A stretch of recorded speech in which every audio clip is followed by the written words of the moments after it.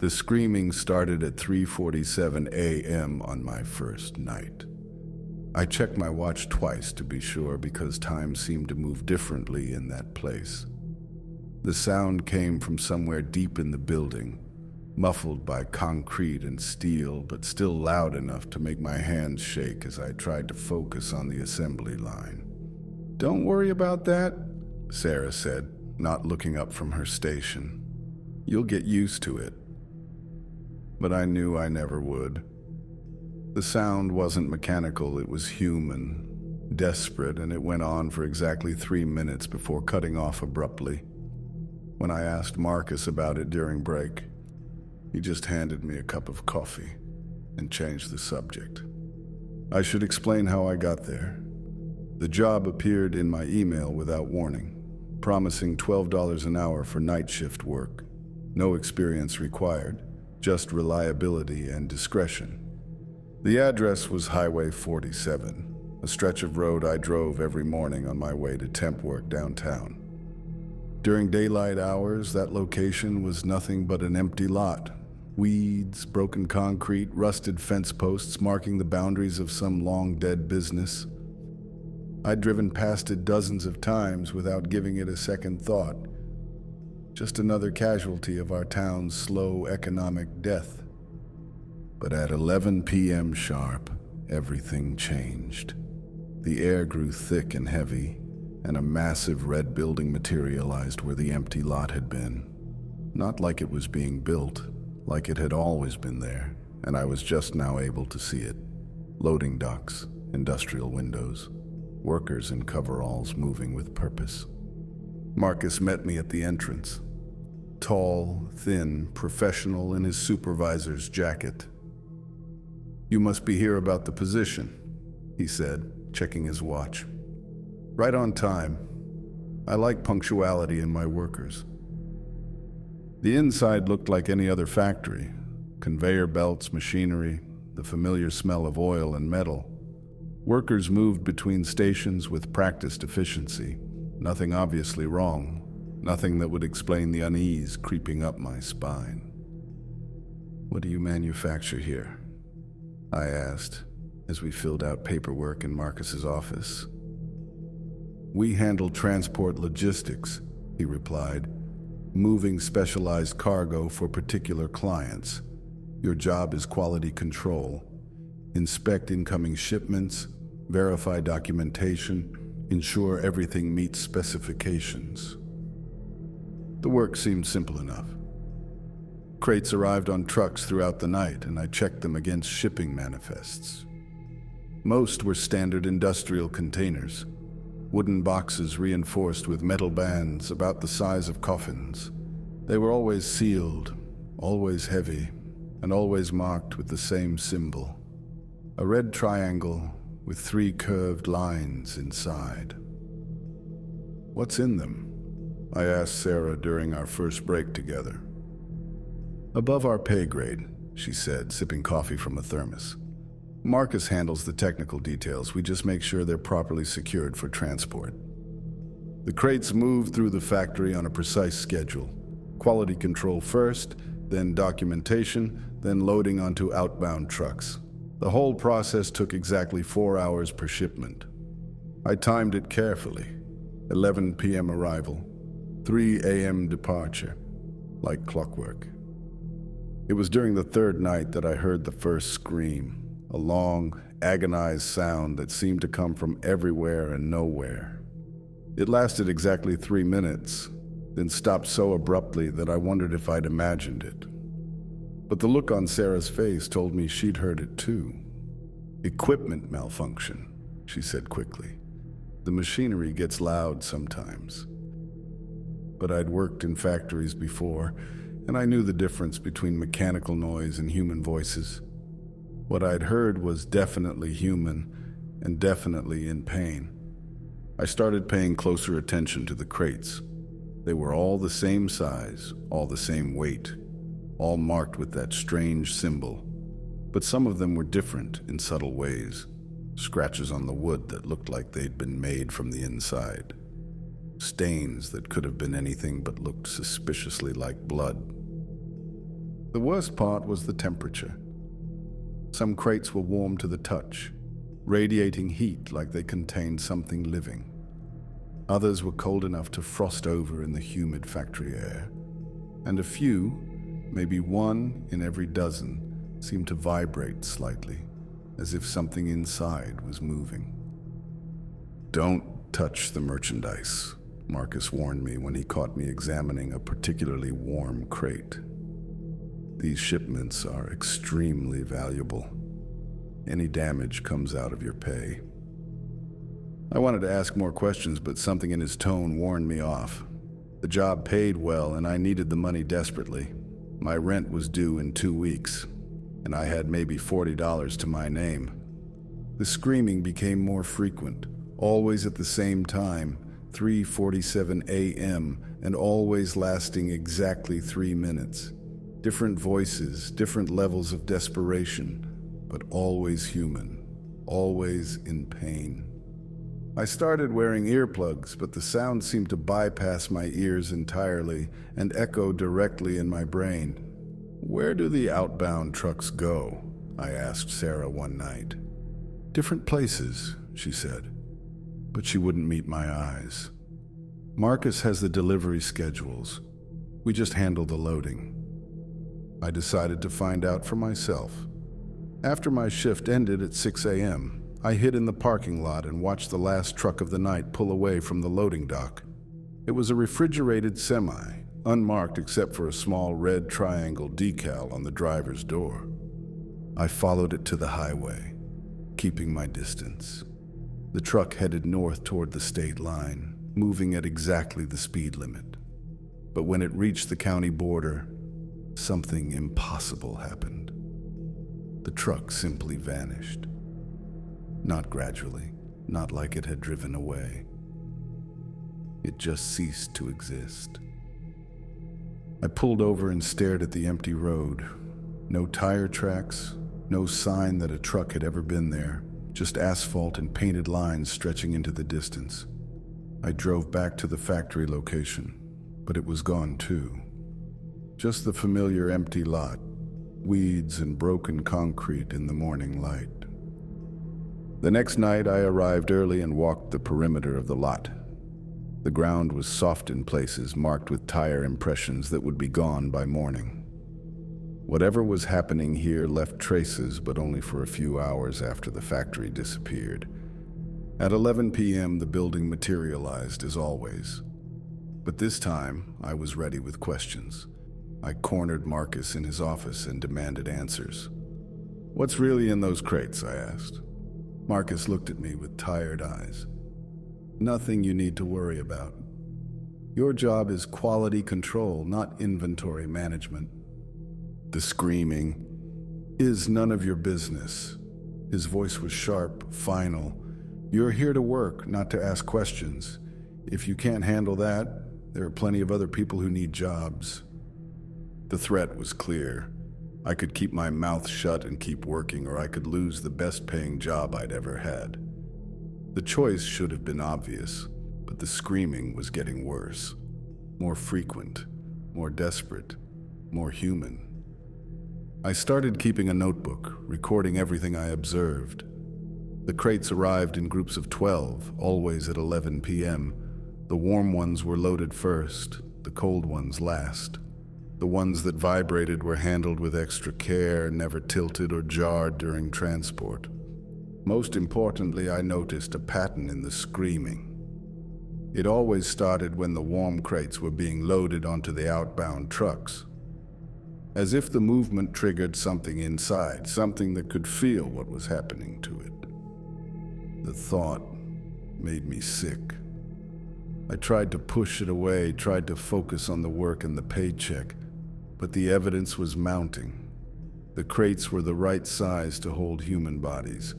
They were warm like living things, cold like corpses, and something inside them was screaming. During my break on the 7th night, I walked through the factory looking for answers. The building was larger than it appeared from outside, room after room of machinery and workers.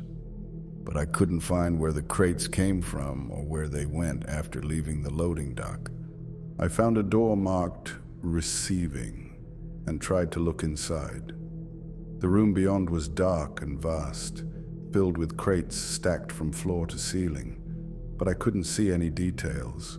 The darkness seemed to swallow light, creating shadows that moved independently of their sources. "You're curious," said a voice behind me. Marcus stood in the doorway, watching me with those tired eyes. That's understandable, but curiosity can be dangerous in a place like this. "What's in the crates, Marcus?" He sighed and rubbed his forehead. "People," he said simply.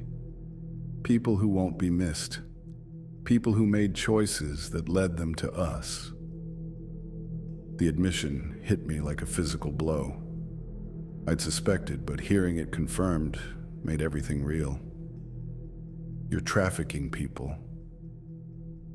"We're providing a service," Marcus corrected. "Our clients have specific needs, and we fulfill them.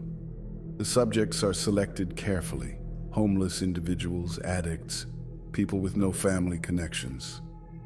They're given purpose, meaning. Their lives finally matter."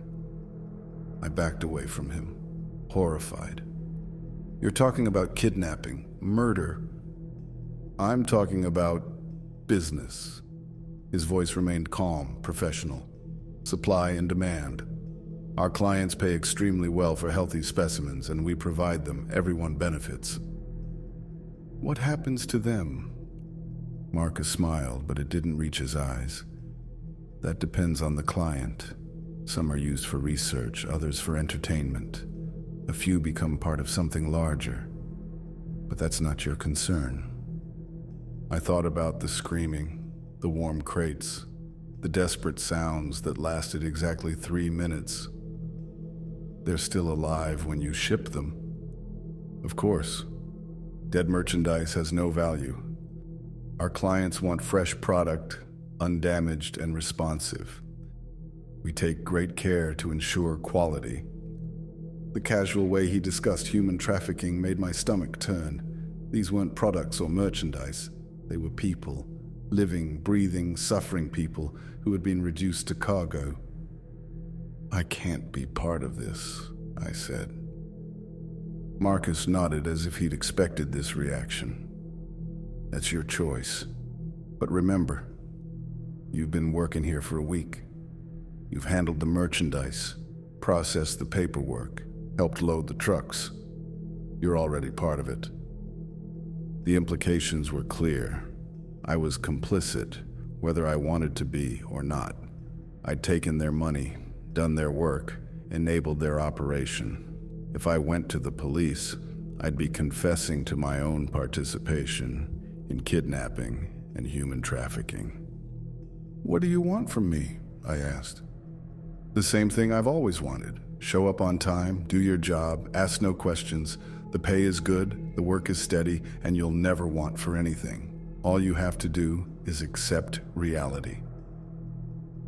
I spent the rest of the night in a daze, going through the motions of quality control while my mind raced. The crates seemed heavier now, more real. I could feel the weight of human lives in each one, the desperation of people who had been reduced to merchandise. The screaming started at 3:47 a.m. as always, but this time I listened carefully. It wasn't random, it was a pattern.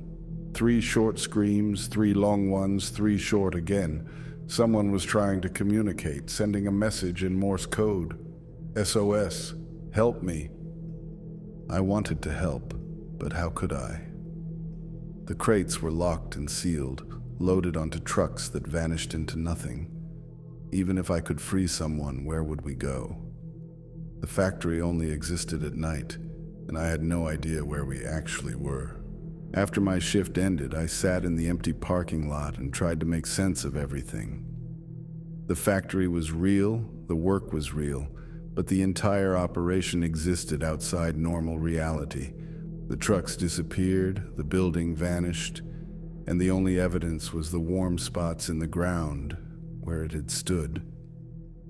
I thought about quitting, just not showing up the next night. But Marcus had made it clear that leaving wasn't really an option. I knew too much, had seen too much, been part of too much. They would find me eventually, and I'd probably end up in one of those crates myself. The next night I arrived with a plan. I would document everything, take photos, record conversations, gather evidence. If I was going to be trapped in this situation, at least I could try to expose it. Maybe save some of the people being processed like cattle. But as soon as I entered the factory, I knew something was wrong. The other workers avoided eye contact, and Marcus was waiting for me at my station. On the conveyor belt was a single crate, smaller than the others, but bearing the same red triangle symbol. "Special delivery," Marcus said. "This one's for you." I stared at the crate, understanding immediately. "You know what I was planning?" "Of course. Did you think we'd let you work here without monitoring your activities? We know about your little notebook, your questions, your moral objections. We've been patient, but patience has limits." The crate was warm to the touch and vibrated slightly. Someone was inside, alive and aware. Someone who had been selected specifically for me. "Who is it?" I asked. "Your neighbor, the one who loaned you the camera. She was very cooperative once we explained the situation. Told us all about your plans to expose our operation." The bottom fell out of my world. Mrs. Chen was 73 years old, lived alone, had no family except a distant niece in California. She'd been kind to me when I moved in, lending me kitchen supplies and checking on me when I was sick. And now she was trapped in a crate because of my curiosity. "Let her go," I said. "She doesn't know anything." "She knows enough. More importantly, she's motivation for you. As long as you continue working here, continue following orders, she'll be treated well. But if you try to leave, if you cause problems, she'll be shipped out with the next batch." I looked at the crate, imagining Mrs. Chen trapped inside, confused and terrified. The vibration was her trying to move, to escape, to understand what was happening to her. The warmth was her body heat, her life force slowly being consumed by fear and desperation. "What do you want me to do?" I asked. Marcus smiled. "Your job. Nothing more, nothing less. Quality control, documentation, loading. You'll work your shifts, collect your pay, and keep your mouth shut. In return, your neighbor will be kept safe and comfortable." "For how long?" "As long as necessary. Maybe forever. That depends on your behavior." I spent the rest of the night in mechanical compliance, processing shipments while Mrs. Chen's crate sat at my station. I could hear her moving inside, occasionally making small sounds of distress. The knowledge that she was suffering because of my actions was worse than any physical torture. The screaming at 3:47 a.m. was louder that night, more desperate. But now I knew it wasn't random. It was a countdown. 3 minutes to process the fear, the understanding, the final moments of hope before acceptance set in. 3 minutes to realize that rescue wasn't coming, that this was the end of everything they'd known. After my shift, I found Marcus in his office. "I'll do whatever you want," I said. "Just promise me she'll be okay." "She'll be fine as long as you cooperate. We're not monsters. We take care of our assets. But remember, this arrangement can change at any time. Other neighbors, other friends, other people you care about. We have resources you can't imagine." I understood. I was trapped completely, held by chains made of other people's suffering. I could endure my own captivity, but I couldn't bear the thought of innocent people suffering because of my choices. The weeks that followed blurred together. I did my job, processed the shipments, ignored the screaming, Mrs. Chen's crate remained at my station, a constant reminder of the cost of resistance. Sometimes I could hear her moving inside. Sometimes she was still. I never knew if the stillness meant she was sleeping or something worse. Other workers came and went. Some asked too many questions and disappeared. Others accepted the reality and stayed. The smart ones learned to see without looking, to hear without listening, to work without thinking about what they were enabling. Marcus was right about one thing: the pay was excellent. I had more money than I'd ever had in my life, but it came with a price that no amount of cash could justify. Every paycheck was blood money. Every deposit was a payment for my silence. I started having dreams about the people in the crates, men and women, young and old, all reduced to merchandise for clients I never saw. They called my name in the darkness, begged for help I couldn't provide, accused me of complicity in their suffering. The worst part was knowing they were right. I was complicit. I had chosen to save one person by condemning countless others to whatever fate awaited them. I had become part of the machine that processed human lives like raw materials. Months passed. The factory continued its nightly operations. The trucks continued their impossible journeys, and I continued my work in quality control. Mrs. Chen's crate remained at my station, a reminder of the bargain I'd made. Sometimes I'd talk to her, apologizing for what I'd done, promising to find a way to free her. But I never did. The system was too large, too well organized, too deeply rooted in impossibility. The factory existed outside normal reality, operated by rules I didn't understand, serving clients I couldn't identify. Fighting it would be like trying to stop an earthquake with my bare hands. The screaming continued every night at 3:47 a.m. 3 minutes of desperate human voices, then silence. I learned to recognize the different types: the confused first-timers who didn't understand what was happening, the repeat performers who had been through this before, the ones who had given up hope entirely. I became good at my job, expert at quality control, efficient at documentation, reliable at loading. Marcus praised my work, gave me raises, treated me like a valued employee, but I never forgot what I was really doing. I was processing human suffering, one crate at a time. The factory only existed at night, but its influence reached into every hour of my life. I carried the weight of it during the day, the knowledge of what I enabled, the understanding of what I'd become. I was no longer just a worker.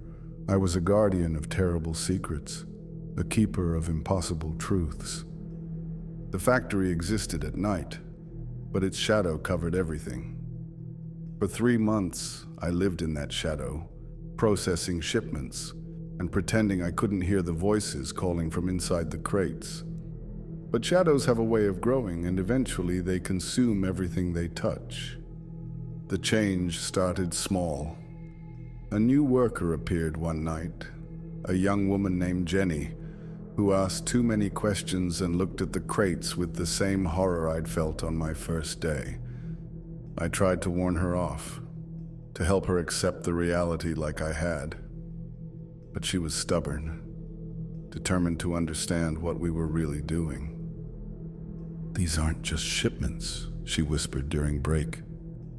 "There's something alive in there, something human." "Keep your voice down," I hissed, glancing around to make sure Marcus wasn't listening.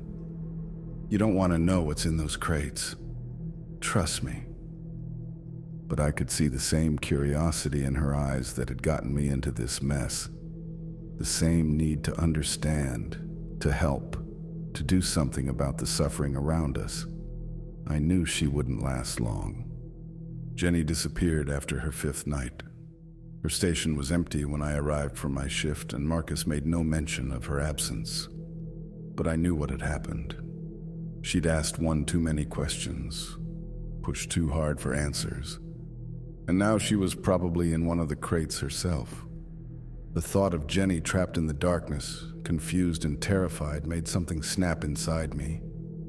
I'd been complicit for months, telling myself I was protecting Mrs. Chen. But how many people had suffered while I stood by and did nothing? How many voices had screamed for help while I processed their paperwork? I started planning again. Not escape this time. I knew that was impossible.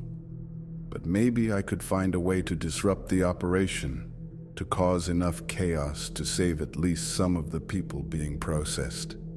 It would probably cost me my life, but living with the guilt was becoming unbearable. The opportunity came during a particularly busy night. 3 trucks had arrived simultaneously, each carrying a full load of crates. The factory was operating at maximum capacity, with workers rushing between stations to keep up with the volume. In the chaos, I saw my chance. I waited until the 3:47 a.m. screaming began, then slipped away from my station. The sounds provided perfect cover as I made my way to the shipping area. If I could damage the trucks, maybe delay the shipments, it might buy some time for the people inside. The loading dock was dimly lit, filled with shadows that seemed to move independently of their sources. The trucks sat in a row, engines idling, ready for their impossible journey to nowhere. I could hear sounds from inside the cargo areas, muffled voices scratching, the desperate sounds of people trying to escape. I found a crowbar in the maintenance area and approached the nearest truck. The cargo door was secured with a simple padlock, nothing I couldn't handle. But as I raised the crowbar, a hand fell on my shoulder. I was wondering when you'd try something like this, Marcus said quietly. You lasted longer than most. I'm almost impressed. I spun around, raising the crowbar defensively. Let them go, Marcus. These are people, not merchandise. These are products, he corrected.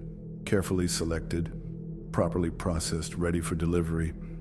You're endangering valuable inventory.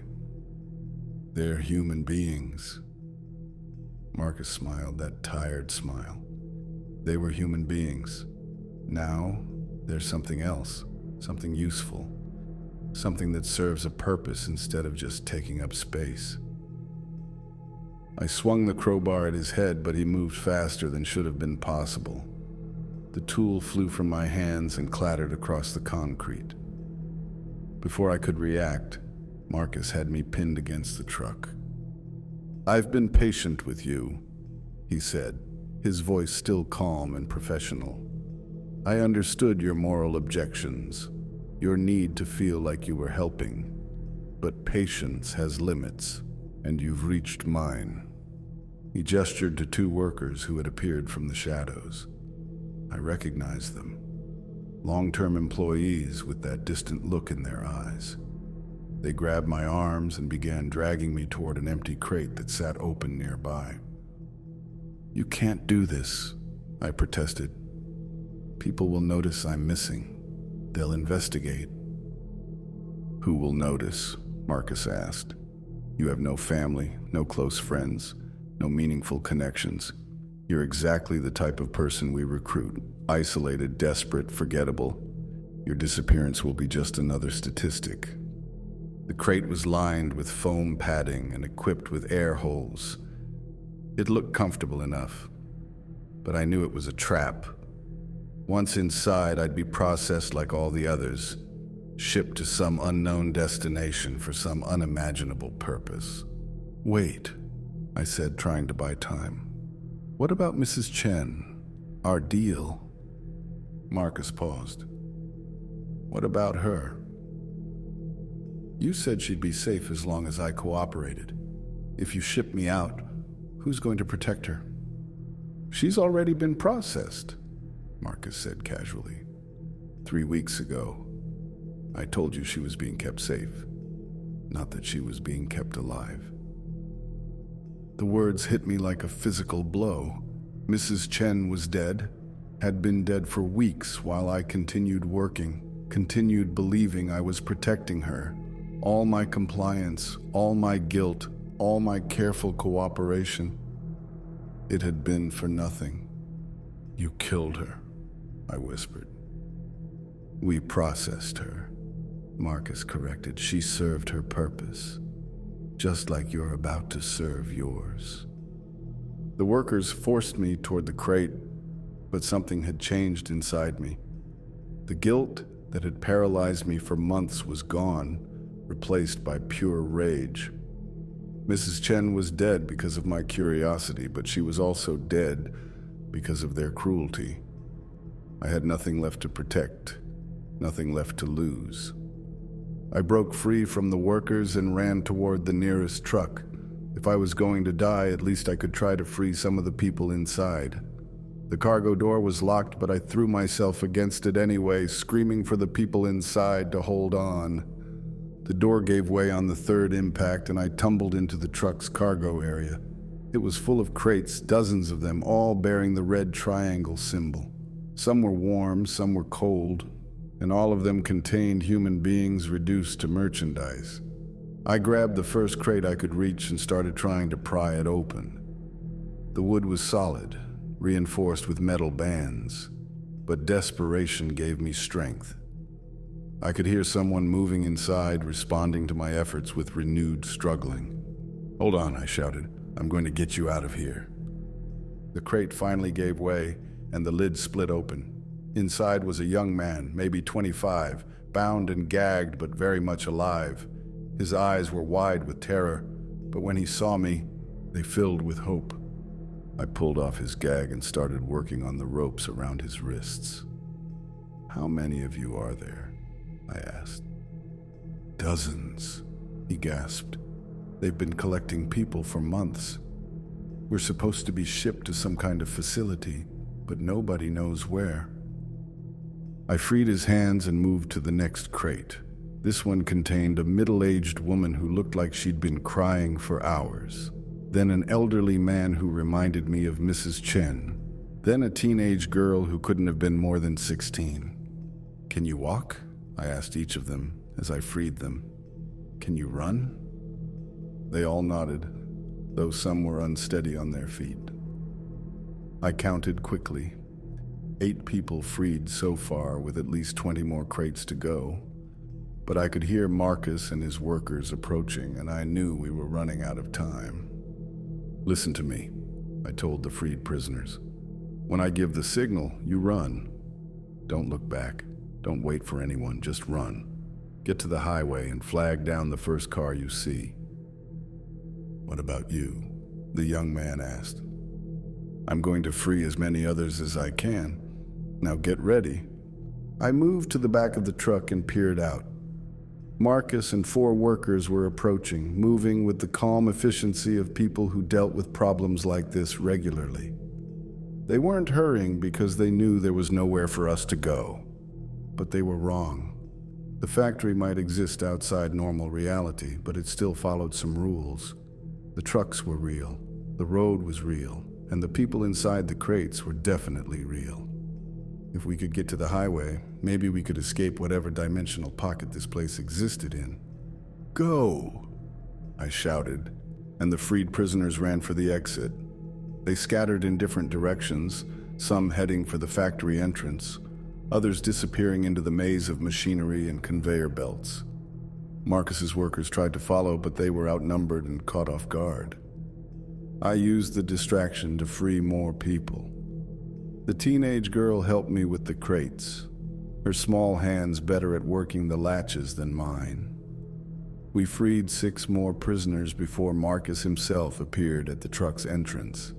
"This is pointless," he said, pointing what looked like a tranquilizer gun at my chest. "You're just delaying the inevitable. These people will be recaptured, processed, and shipped out. All you're doing is creating more work for my staff." "Maybe," I said, helping an elderly woman out of her crate. "But at least some of them will get away. At least some of them will live." Marcus fired the tranquilizer, but the teenage girl pushed me aside and took the dart herself. She collapsed immediately, her body going limp.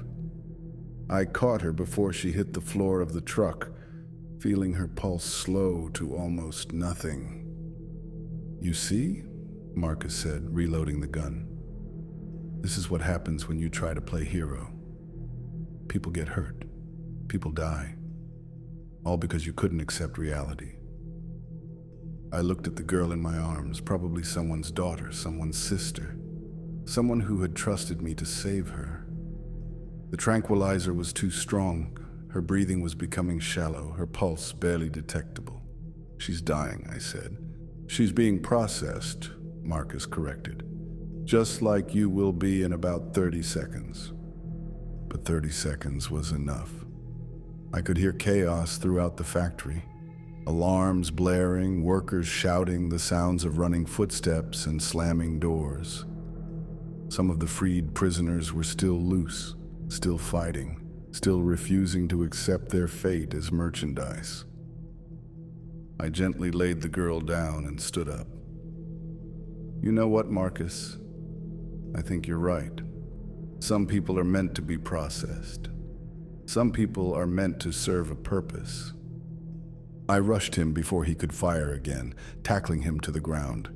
The tranquilizer gun flew from his hands and skittered across the concrete. We struggled for a moment, but I was younger and fueled by rage. I pinned him down and grabbed the gun. "How does it feel?" I asked, pointing the weapon at his chest. "How does it feel to be the one who's helpless?" Marcus looked up at me with those tired eyes. "You think this changes anything? You think killing me will stop the operation? There are others, facilities like this one all over the country. You're just one person fighting a machine too big to understand." "Maybe," I said, "but machines break when you hit them in the right place." I didn't shoot him.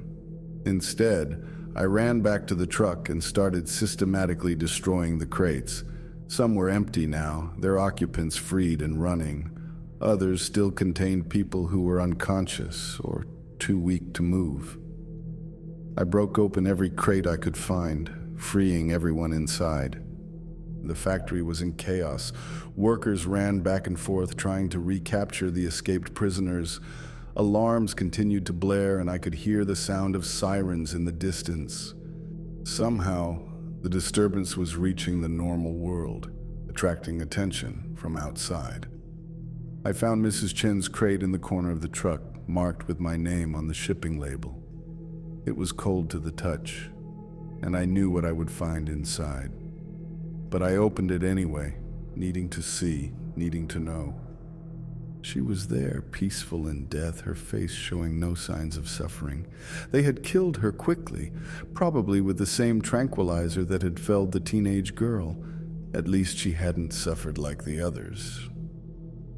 "I'm sorry," I whispered, closing the crate gently. "I'm so sorry I couldn't save you." The sirens were getting closer. Police cars, ambulances, maybe even federal agents. The factory's existence was being exposed, its impossible nature becoming a problem for people with badges and jurisdiction. I ran through the building, looking for more prisoners to free.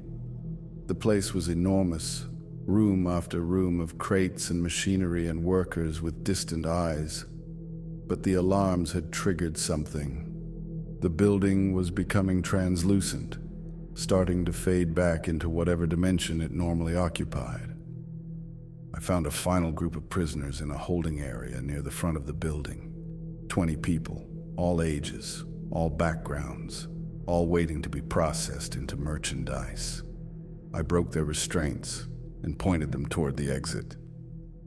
"Run," I shouted. "Don't stop, don't look back, just run." They ran, streaming out of the building and into the night. Some stumbled, some fell, but they all kept moving.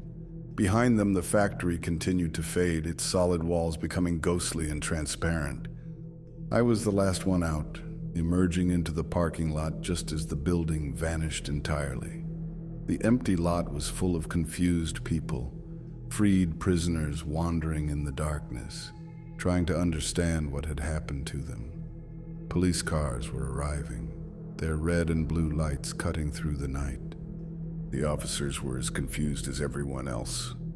They'd responded to reports of disturbances, but found nothing but an empty lot and a crowd of people claiming to have escaped from a building that didn't exist. Some of the prisoners were clearly traumatized, others were injured, and all of them had stories that sounded impossible. I slipped away before the police could question me. There was nothing I could tell them that would make sense, nothing that would help them understand what had really happened. The factory was gone. Marcus and his workers had vanished, and the only evidence was the people who had been freed. Over the following days, I watched the news reports with fascination. The incident was being treated as a mass kidnapping case, with the FBI investigating reports of people who had been held against their will in some kind of mobile facility. The fact that no building had been found was being attributed to the kidnappers' ability to move quickly and cover their tracks. Some of the freed prisoners were identified as missing persons from across the country. Others had no records at all, as if they'd never existed in the first place. The teenage girl had survived her tranquilizer overdose and was being treated at a local hospital. The young man I'd freed first was helping police with their investigation. But I knew the truth. The factory would appear again, somewhere else, some other night. Different workers, different prisoners, same operation. Marcus might be gone, but the machine he'd been part of was much larger than one man or one facility. I started working normal day jobs again, but I couldn't stop thinking about the factory. I'd freed maybe 50 people, but how many were still out there? How many facilities like this one existed in the spaces between realities? How many people were being processed into merchandise while the world went about its business? The money from my 3 months at the factory was still in my bank account. Blood money, payment for my complicity in human trafficking. I donated it all to organizations that helped missing persons, hoping it might do some good, but I knew it wasn't enough. Nothing would ever be enough to balance the scales of what I'd been part of. I'd saved some people, but I'd also enabled the processing of countless others. I'd broken the machine, but only temporarily. The factory existed at night, but its shadow covered everything. And somewhere in that shadow, Marcus was probably setting up another operation, recruiting new workers, processing new merchandise. The only difference was that now I knew what to look for. The empty lots that were too empty, the job offers that were too good to be true, the buildings that only existed when nobody was watching. I became a different kind of night shift worker. Instead of processing shipments, I watched for signs of the factory's return. Instead of following orders, I gathered information about missing persons and unexplained disappearances. Because the factory might be gone, but it wasn't dead. It was just waiting for the right moment to materialize again. In a different place, with different workers, processing different people into the same terrible merchandise. And when it did, I would be ready. The screaming might have stopped for now, but it would start again. The trucks might have vanished, but they would return. The crates might be empty, but they would be filled again. The factory existed at night, but its influence never slept, and neither would I.